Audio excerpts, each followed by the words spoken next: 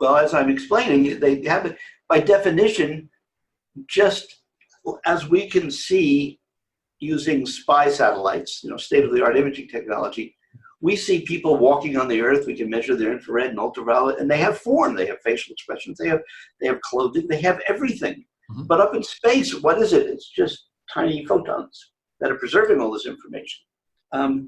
That holistic information, both reflected light and emitted light and so on, not just in its whole form, but in all of its micro form, all of that's preserved. So everything that we mean by, quote, the body is there. So yes, they have hands, they have faces, that's why mediums can recognize them. Mm-hmm. That's why they can appear to individuals who can, quote, see, and there are a small subset of mediums who can literally see aspects of spirit in a physical form, and they're localized in three-dimensional space and so on and so forth, and they appear wearing clothing and everything else, and they have all of their anatomy. I call it they have a quantum info energy system, or a quantum electromagnetic information system. So consequently, they can move their hands, they can move their fingers, they can move their lips, they can do everything that you and I do. They do have certain advantages. It's easier for them to appear younger because all that energy information is stored in the vacuum of space. But they're not imagining this. It's not, quote, in their imagination. It's really existing.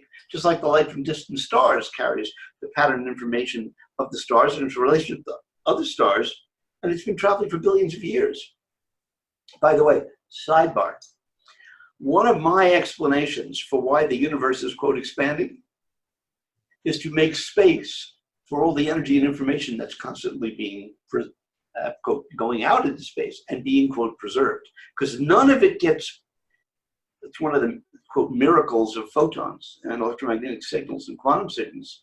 In the vacuum of space, you have all this starlight crisscrossing in every which way, and yet none of it gets scrambled.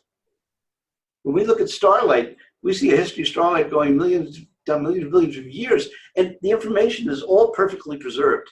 None of the individuality is lost. Think of it. None of the individuality is lost.